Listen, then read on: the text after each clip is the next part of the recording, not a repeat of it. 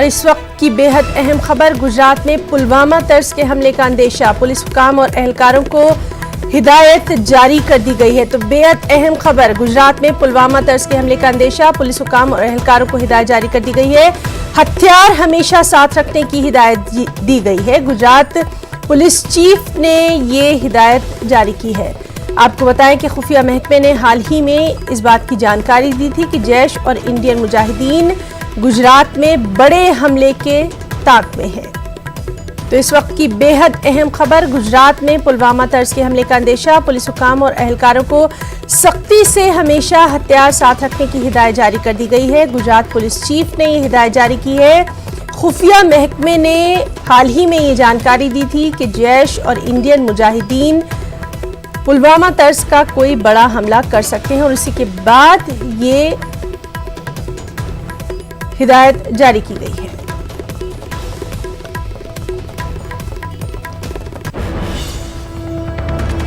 कुछ और अहम खबरें भी, कश्मीर के मौजूदा हालात पर बीजेपी लीडर अविनाश राय खन्ना से न्यूज़ 18 ने खास बातचीत की। उन्होंने कहा कि दफा 370 का हटाया जाना जम्मू कश्मीर के अवाम के हक में है। मरकजी हुकूमत का ये कदम तारीखी है। इस वक्त हैं बीजेपी के नेशनल वाइस प्रेसिडेंट और जम्मू कश्मीर के इंचार्ज अविनाश राय खन्ना साहब। इनसे बात करते हैं और मौजूदा कश्मीर जो हालात है कश्मीर जम्मू कश्मीर के, उस पर इनसे बात करेंगे। सर, सबसे पहले जानना चाहेंगे आप किस तरह से लेते हैं अभी के जो जम्मू कश्मीर के हालात है, किस तरह से? देखिए, ये एक ऐतिहासिक फैसला हुआ है।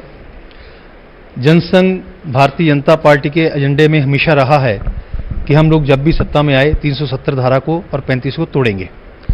वो सपना जो श्यामा प्रसाद मुखर्जी ने लिया था, उस सपने को हमने पूरा किया है। इसलिए ये एक देश और प्रदेश के हित की बात है, एक ऐतिहासिक निर्णय हुआ है जिसको जनता ने भी एक्सेप्ट किया है और लोगों ने भी एक्सेप्ट किया है। कुछ पॉलिटिकल पार्टियों को छोड़कर जिनकी रोटियां सेक रहे थे लोग, वो अपनी वो बंद हुई हैं उनकी रोटियां सेकनी, लेकिन ये निर्णय प्रदेश और देश के हित में है। लेकिन जो लॉ एंड ऑर्डर की सिचुएशन है, क्या आपको लगता है कि वो सही है? क्योंकि बहुत सारी रिस्ट्रिक्शंस कल भी लगाई गई थी और बहुत ज़्यादा लोगों को आने की मूवमेंट नहीं है, मोबाइल भी बंद है।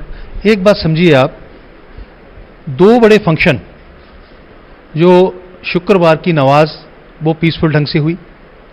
मैं सिक्योरिटी फोर्सेस को और वहाँ की एडमिनिस्ट्रेशन को बहुत बहुत बधाई देता हूँ। जो ईद कल दिल्ली में भी और जहां जम्मू में भी जिस ढंग से उत्साह से लोगों ने ईद मनाई है, वो भी एक इंडिकेशन है कि वहां के हालात ठीक हैं और लोग उन्होंने एक्सेप्ट किया है कि जो निर्णय केंद्र सरकार ने किया है वो उस प्रदेश के और उनके लोगों के हक में है। जेडीयू आपकी साथी है, उसने भी कहा है, और जो अपोजिशन लीडर वो तो कहते ही रहे हैं, कांग्रेस वाले भी बार बार बयान दे, वो कहते हैं कि ठीक है आपने हटा दिया, लेकिन जो तरीका आपने अपनाया वो ठीक नहीं था। कॉन्स्टिट्यूशनल जो आपने कुछ वायलेशंस की हैं, आपको क्या लगता है कि कहीं ना कहीं आप, और ये कश्मीर से भी आवाज़ आ रही कि उनको बोल के नहीं किया गया, उनके साथ बात नहीं की गई और अंधेरे में सबको रखा गया? मैंने कहा ना कि ये हमारे एजेंडे में था। जनसंघ से लेके भारतीय जनता पार्टी के सफर तक ये हमेशा हमारे मैनिफेस्टो में रहा है, हमारे भाषणों में रहा है, हमारे रेजोल्यूशंस में रहा है कि हम जब सत्ता में आए 370 और 35 को हटाएंगे।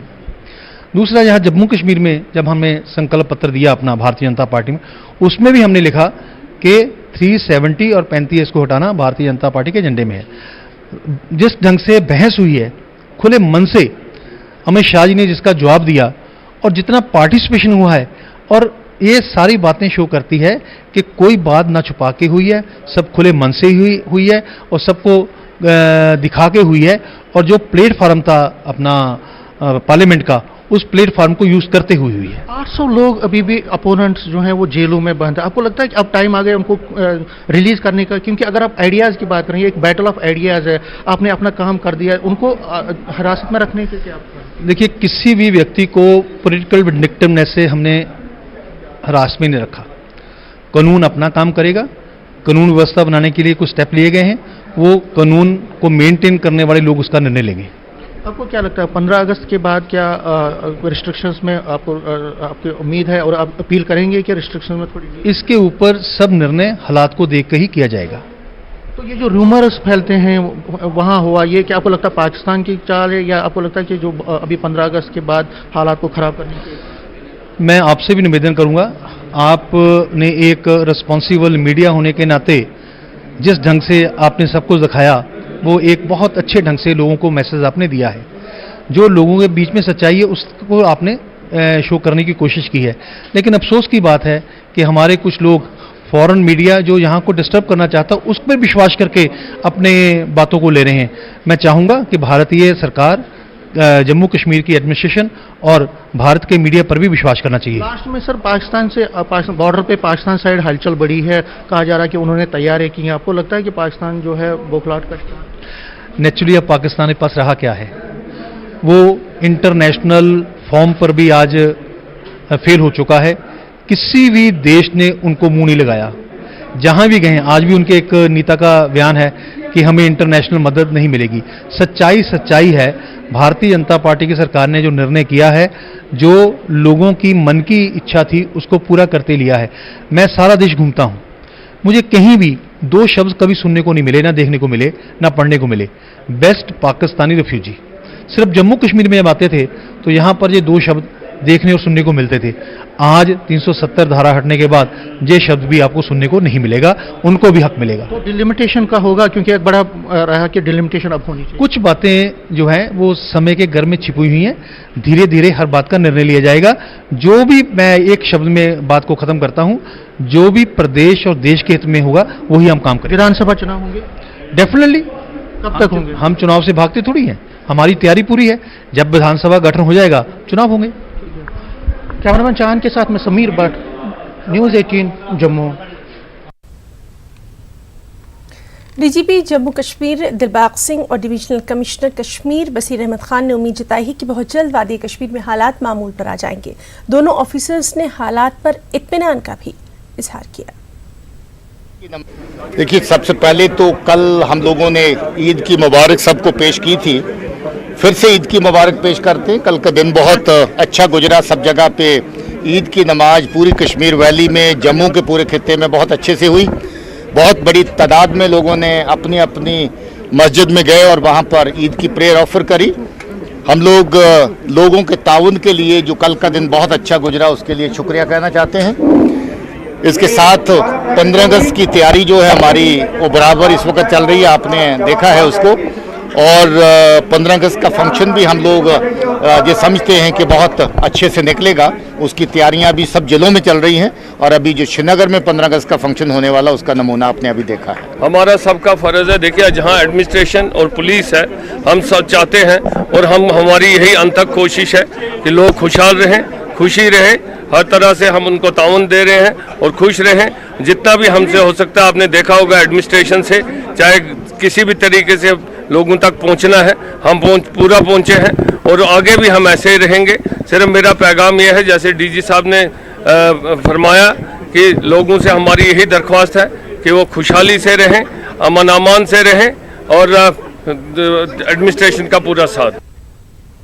डिविजनल कमिश्नर कश्मीर बसीर अहमद खान ने कहा कि कश्मीर में मवासलाती निज़ाम की बहाली यहाँ के हालात पर मुनहसर है।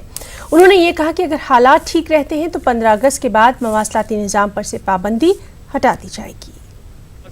हम जो सूरत हाल है उस पर पूरा गौर से नज़र रखे हुए हैं। जैसे भी जो भी हमसे मुनासिब होगा, जैसे भी देखा जाएगा, आप देखेंगे कि आने वाले वक्त में सारे इकदाम लिए जाएंगे। यौम आज़ादी के बाद मरकज़ी हुकूमत जम्मू कश्मीर और लद्दाख में दफ़ा 370 के खात्मे के फ़वाइद से लोगों को आगाह करने की मुहिम शुरू करने वाली है। आला ज़राए का कहना है कि मुहिम में लोगों तक ये बात पहुँचाने पर जोर दिया जाएगा कि दफ़ा 370 के खात्मे और रियासत की तकसीम से बाशिंदों को क्या फ़ायदा होगा। मुहिम के दौरान लोगों तक पहुँचने के लिए अखबारात, रेडियो और टेलीविज़न का सहारा लिया जाएगा। मुहिम में उर्दू, हिंदी और अंग्रेज़ी ज़बान को इस्तेमाल किया जाएगा।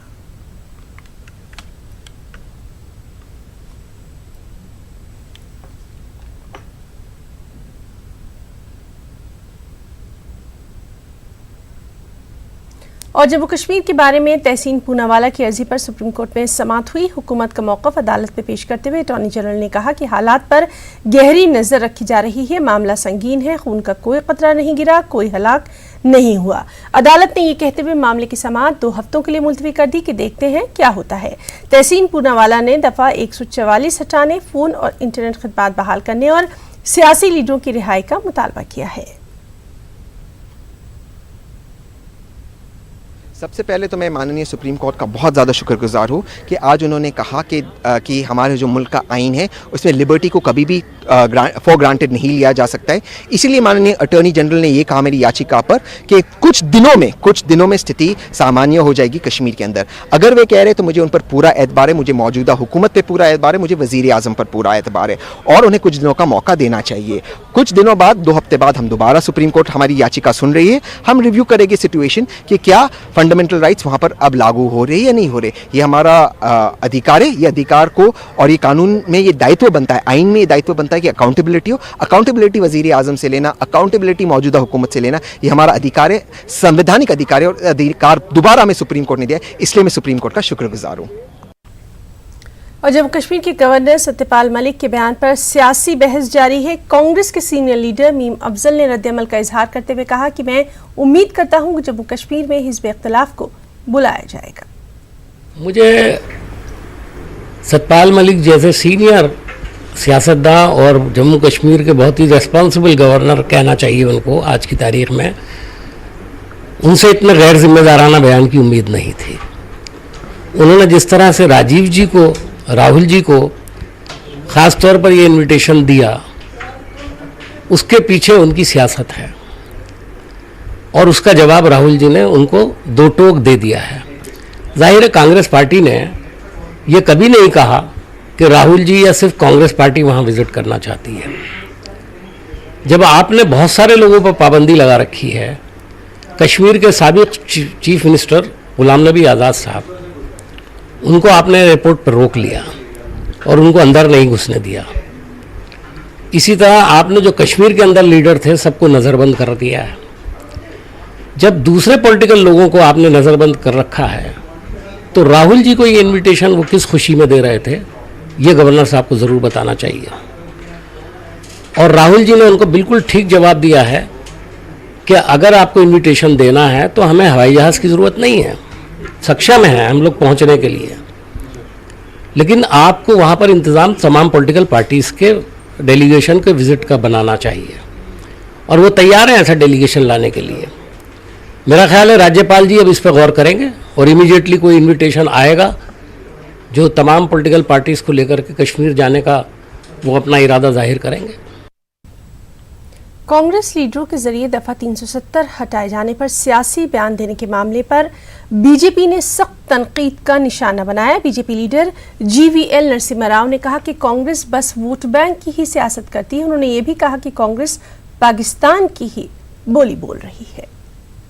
बातचीत करने के लिए हैं बीजेपी सांसद और राष्ट्रीय प्रवक्ता जीवीएल नरसिम्हा राव साहब। सर, जैसे लगातार कांग्रेस के नेताओं के बयान आ रहे हैं, चिदम्बरम का बयान आया, उसके बाद मणिशंकर अय्यर का आया, वो फिलिस्तीन बनाने की बात करते रहे, तो किस तरह देखते हैं सब कांग्रेस के नेताओं के बयान, क्योंकि लगातार वो 370 हटाने का विरोध करते नजर आ रहे हैं।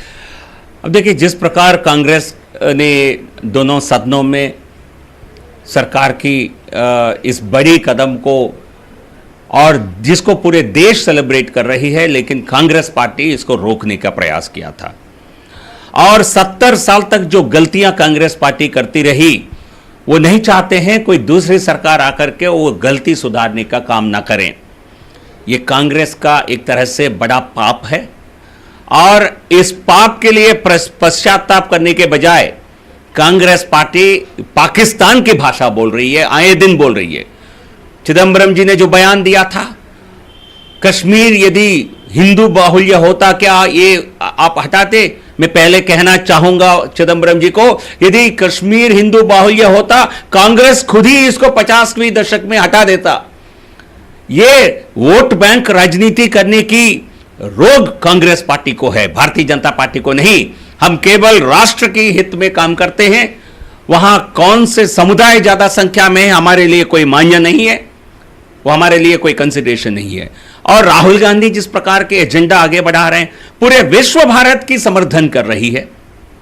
रशिया, अमेरिका, विश्व के यूएन ने इसका इग्नोर किया, कांग्रेस इसकी पाकिस्तान की अपील्स को, बट लेकिन पाकिस्तान की भाषा सुनने वाले, बोलने वाले केवल और केवल कांग्रेस के नेता हैं भारत में और कोई नहीं है। ये देश की जनता ऑब्जर्व कर रही है कांग्रेस की जो ये पाप है, ये कांग्रेस को कहीं ना कहीं खत्म करने में कांग्रेस के लिए एक बड़ा घातक साबित होगा। कांग्रेस पार्टी को समझनी चाहिए, आप राष्ट्र हित में काम नहीं कर सकते हैं तो कम से कम चुप रहिए।